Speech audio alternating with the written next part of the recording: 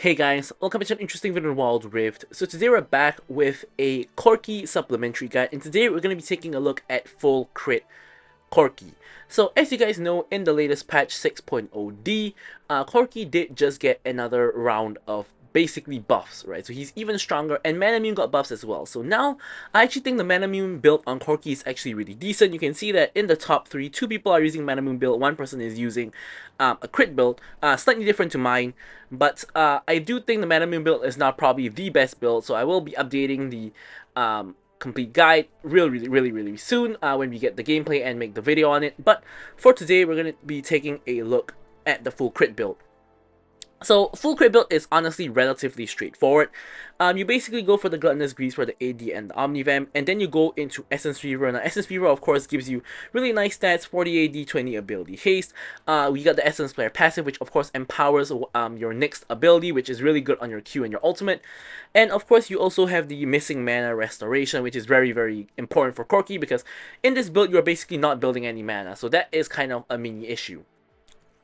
Then we have Charge Blade. Now, Charge Blade, actually another amazing item for Corki. 40% attack speed, which for Corki is actually pretty good, because obviously auto-attacking reduces the cooldown of your ultimate, and just you do want to auto-attack in between your attacks as well to get those true damage onto your opponents. 20 ability haste, of course, is amazing, and of course you get the Sunburst passive, where of course you can deal extra magic damage, which can crit as well, and of course this gives you a better damage profile. And then of course you have IE for the extra AD as well as the extra crit damage, and then you have more reminder for the grievous wounds and the armor pen. And finally, your last item is pretty flexible. You can go for something like Maw for the countering AP, or of course, as I mentioned in the complete guide, Black Cleaver, another amazing item for Corki. Of course, you have your usual defensive options like Starex, you know, like even Twin Guard, you know, whatever you deem fit for the last item. Now, for the runes, personally, I prefer taking Fleet Footwork majority of the time. I think that the extra healing, movement speed, and mana restoration you get is actually really nice. Of course, Conquer is also a very good rune on Corki, so it kind of depends on your preference and your team comp. Like, Conquer is a lot better when there's a lot of frontline on the enemy team to stack up on, and also you have frontline to stay protected, things like that. And then here I like to actually take Gathering Storm, because I've taken Brutal a number of times, and I kind of found that a lot of matches, Brutal doesn't really do a lot of damage, but on the flip side, Gathering Storm in a lot of matches also is not very significant, so it is kind of a toss-up between which one you want to go for. A little bit of preference and a bit of luck about how the match goes as well as to which one is actually going to be better. Giant Slayer to kill the tanks, and of course, Alacrity for more attack speed. Here we have Bone Plating for the defensive capabilities, but you can also actually go for Mana Flow Band just for extra mana as well if you think you don't need the defensive stats. Finally, for the spells, you can go for Flash, and basically you can go for like Exhaust, Barrier, or Cleanse depending on what you need. But with all that said, let's take a look at the actual gameplay. Okay, so let's take a look at the gameplay itself.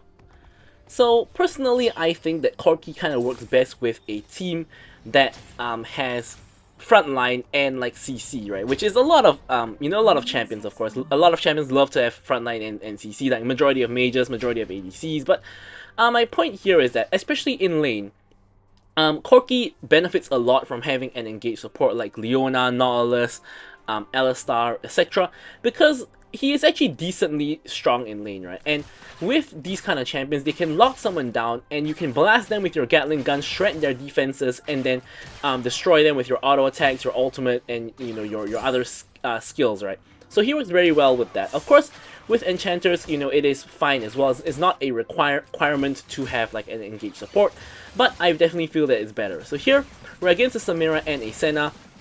We are now trading very aggressively. Now, unfortunately, Leona was kind of in the bush, so we couldn't really... We were basically trading 1v2 for like the first second of the trade, which is not that long, but when you really think about it, 1 second in an early game trade is actually pretty long. So here, the Leona goes back in, onto the Senna. Senna is forced to flash, and Senna and Samira are both kind of 1 HP.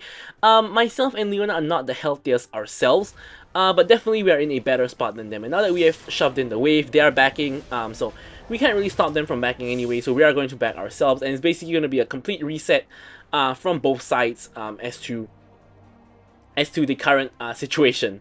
Right, so we're both back to full health, or rather I should say all 4 of us are kind of back to full health, and that is the situation. So Also, by the way, guys, I will say that this particular game was in a party of 5, and that's of course because if you guys remember, recently we just had the party of 5 event where if you lose, you won't lose marks. So obviously everybody's incentivized to play in a party of 5.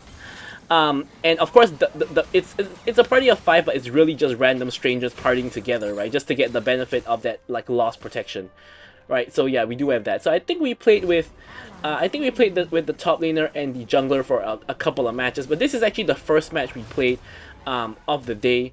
So this is the first time we're meeting these 3 other like random people on our team. Obviously, the support is the one we normally duo queue with. But now we're going to hit back over, and you can see Xin Zhao is coming in for a gank. Myself and Leona are making our way there. Now Xin Zhao actually waits for us to reach the premises. Engage goes on to the Senna, and Senna instantly just evaporates because she has 3 people whacking her simultaneously, and she has no way of escaping, especially because we already blew her flash in the earlier trade at, I think, level 2. It was, and Samira is nowhere to be seen. Not sure what happened to her. Maybe she was waiting in the base, and now Xin Zhao comes over for a dive, flashes in with the E. Senna is coming back though, so we're gonna have to come and back him up. Samira goes down to Leona, and Senna is in a bit of a spot of bother herself. We are able to pick up the kill here. And also, I want to point out that in this match, I actually have Conqueror. And the reason why I went for Conqueror this match is because in this match, I have some really solid frontline, right? I have Leona, I have perhaps Meganar, and I have like Xin Zhao as well. So a lot of frontline to block for me. And also the enemy team, you can see here, has Amumu, who has just gone in and essentially almost like committing suicide. But he actually gets a kill on Leona before he dies. I'm able to trade back. The kill out kind of saved him there for a couple of seconds because he would have died if not for that kill out. Now here I make a mistake here. I try to go for the fruit, but Samira is essentially able to one-shot me under the tower and pick up the shutdown, which is not too great whatsoever, but it's not the worst situation in the world. And yeah, back to the point I was making about Conqueror, and then the enemy team also has like Amumu as well as Ornn as frontline, so we actually have a lot of people to hit to stack Conqueror, a lot of people to protect us so that we can stack Conqueror. So I guess that you could say that in a way, the most ideal route you can go for is Conqueror because it gives you a lot of extra AD and extra Omnivan, which is just great extra stats, right? But Fleet Footwork is a lot better for the lane, and even in the later parts of the game, restoring your missing mana on Fleet Footwork is actually really good as well, for obvious reasons that Corki suffers from excessive mana consumption, which is why at this point with the buffs to Mana Mune and charging it up a lot faster, getting Mana Mune is actually way better now than Essence Reaver because it gives you a lot of additional mana, and that is just very, very handy when it comes to Corki. So here Xin Zhao is back for a gank. Engage goes on to Senna. Senna cannot move a muscle. Xin Zhao comes in and easily cleans her up. And now we can get access to the enemy's tower and pick up some tower plates. Now he's pinging for the dragon, but here I at least want to get that plate before we make our way over. Amumu is now here to defend. Xin Zhao is now coming back, and we land a Q onto Amumu. Samira gets locked down. I'm actually blasting Samira, going back to take the package, and here there's a fight on 2 fronts, right? There's a 1v1 between the junglers, and unfortunately our jungler loses that 1v1, and there's a fight with us as well. Now here Akali has now made her way in. We are using this distraction to essentially hop over the wall and clean up the rest of the fight. So at the end of the day, Akali and Xin Zhao dies, but we get basically I think 4 enemies, everyone except Ornn. I believe Senna had only just respawned, so we essentially get a 2-for-4 trade. And I think that was an amazing deal. So here, we're able to pick up our Essence Reaver, which we do need to quickly back and get in case we are contesting Dragon. Turns out Xin Zhao is actually going to Herald, which is of course the better objective, so I don't mind that at all. Here, we also have the enemy tower very low, so we might be able to just pick up first tower of the game without even having the Herald. So here we're trying to shove in the wave as fast as we can. Enemy team obviously is doing Dragon as a 4-man unit. I'm being very, very greedy here by trying to force down this first tower of the game, which I am able to get, and also get the local goal. Now Amumu is obviously on the chase. He actually lands the bandage toss, and I'm actually able to escape with the help of my cleanse and blast him down. Now in a 2v3 against the bot lane and Amumu, so we don't really want to overcommit. Obviously, I'm just trying to hightail it out of there, which I did manage to successfully do. And we get a huge goal injection from that tower as well. My team also, of course, picks up the Herald, gets all of the mid plates, I believe. And of course, the situation is great for us. So here, popping the enemy's fruit just for the denial. Senna, for some reason, decides to take the fruit and eats a bunch of damage from me as a result, when she was basically already at full health. So kind of a horrible move by her. And now we are going to reset, perhaps having enough to pick up Charge Blade, or at least the components. Yeah, so we do get half of the components of Charge Blade. And now we can kind of head back out. So now at this point in the game, we're 4-1-4, and with 6,500 gold, right? So if you take a look at the rest of the champions in the game, the next highest is like Xin Zhao at 5.5, and Kale as well. So we do have a very decent gold lead against anybody else in the game. But of course, Corki is a scaling champion, so he's definitely better in the later stages of the game. And early game is not exactly his biggest strength. You gotta get a couple of items, much like a lot of other ADCs. But he's not very weak in the early game either. He is really decent in the early game as well, which is what makes him really strong currently, especially after he got buffs. So here, mid lane has a fight going on. I'm just waiting in the wings. Amumu has used everything on my teammates, allowing me to basically blast him without any kind of retaliation from him, because he's used all of his spells. Now we're going to take down this mid lane tower as well, looking to perhaps continue on attacking their bot lane. However, that doesn't look like it's going to happen. What is Akali doing there? Is she trolling? She just E-flashed for no reason. And Kale manages to get an objective bounty on, I believe it was the bot lane tower. Ornn dies to Xin Zhao, and my team is doing pretty well. We have a 5k gold lead overall. Senna gets caught out by the Leona, goes down. Here I need to pick up my package, but you can see that I can't walk there because I'm getting zoned off by Amumu as well as Samira, so I have to leave the package there, and I kind of have to walk out. So this is one of the problems that I was kind of talking about with Corki in my basic guide that I've done, which is that it can be sometimes you have to kind of plan where you want your package to drop, right? Because if it drops in a bad position like what happened over there, then you sometimes cannot pick it up, and that obviously is horrible, right? Because the package holds a lot of power for Corki. Getting 4 big ones to blast at the enemies is no small deal, and yeah, unfortunately we're not able to get it.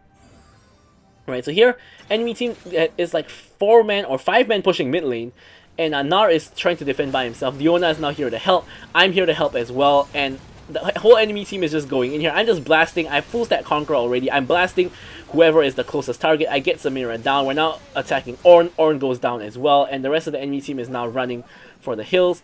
I believe I was chasing someone who's already dead here. But anyways, the last 2 people are now running under the tower. And that's not even going to save them. I'm just blasting still. I managed to finally pick up my package. This time though, Nar dies to the tower, unfortunately. Xin Zhao has the same fate. Leona looks like about to follow, but thankfully escapes the tower in time. Akali goes in to assassinate Amumu, gets the kill onto him. As the enemy team is already starting to respawn. And we cannot get the mid lane tower because they are all here to defend. I do get a huge rocket into their faces though, another huge rocket into their faces. However, I've run out of mana, as you guys can see, so we kind of have to back. So this is one of the problems with not going for mana immune and not having mana flow ban, which is that in those kind of more long extended fights, like what you saw here, I basically came from base, ran to the fight, spammed my abilities and autos, and did so for the entire way down mid lane, and I'm out of mana within like 30 seconds, right? So Corki is a very mana-hungry champion, always has been a very mana-hungry champion, so you do, of course, need to kind of factor that into account, and without your spells just auto-attacking, you really are not that useful. You do damage, but you really kind of need your spells, so you have to kind of plan around your mana bar, and make sure that you have mana when it matters. Here, Nar going in, gets a 3-man Nar and kind of shoves them all towards me, which could be bad in some instances, but in this instance I'm actually able, even though I'm stuck at the wall, I'm actually able to get off my damage onto them, and it turns out being a good thing, although I was a little bit iffy about it at the start. Here Samira tries to trade onto us. We are able to dash out just in time. Thankfully she didn't have Collector. I think Collector might have proc because I was really low. And here, unfortunately, Kale is able to get the kill on me and gets the shutdown as well. And yeah, kill is becoming a little bit of an issue, right? If we take a look at just the goal, kill basically has the same goal as me, and she's the main carrier of the enemy team at this point, right? Essentially, they have 3 marksmen to tank, right? Because kill plays very similar to a marksman, of course, Senna and Samira as well. So here, yeah, you know, they are scaling into the game. The Xin Zhao just waiting to steal, goes in, and gets the smite steal, and then ults. Kale cannot damage him, of course, because he is in the ult. And now Akali is coming in to help him out, hits the E, and actually goes in like 1v3 or something like that. And wait, does she go in? No, she doesn't go in. I think I saw wrongly, but yeah, here she is. So she's here, and now myself, Leona, and Nar have made it to the fight. We're just blasting the first target. Once again, of course, that is going to be the Amumu. Now I'm blasting the Ornn. Generally, you do have to kill the front line before you reach the back line, of course. And here I'm trying my best. 4-man Gnar. Huge Gnar out once again. And you're able to basically wipe the entire enemy team off the face of the map. So here, we have a choice between Baron and like Inhib, right? So generally, Baron is going to be the better option. I'm just going to... but however, in this case, we have like 3 people, right? So here we're actually splitting our manpower, and 3 of us are going to take Inhib, and the other 2 people are going to Baron. Although I think it probably should have been like 3 on Baron and 2 on Inhib, but... anyways, we do get the Inhib, and now we're gonna rush over to Baron and help our team out. You can see that they too are doing just fine taking down the Baron themselves, but of course we do want to secure it before the enemy team gets close to contest. And we're able to get the best of both worlds, Baron and Inhib. I also complete my IE, and of course, you know, in a crit-based build, that's a huge buy. And we even get the anti-healing component, which is going to be useful against multiple enemies. Like you have Senna healing, you have Shield Bow on Samira, you have Riftmaker on Kale, etc., etc. And here a huge wave has accrued over in bot. I one-shot the wave with my Q. I want to avoid wasting my ult rockets if I can, because especially on a Baron push, having a fight with the enemy team is relatively likely. So we do want to save it for that. Now here, honestly, we need to be pushing the side lanes. We don't need to push mid because there's no more Inhib, and it's not very likely that we can end on this push unless the enemy team does something really stupid. So you can see I'm pushing in and I'm backing off. And I'm waiting for the enemy team to show, because we know that they were on blue buff. Now here we can see Kale and Senna. And here I'm pinging for my team to attack the tower. They're fighting in the jungle for no real reason. And here Kale is doing a good job of more or less clearing the wave. And I'm trying to clear their wave, removing the Edge of Night onto Senna.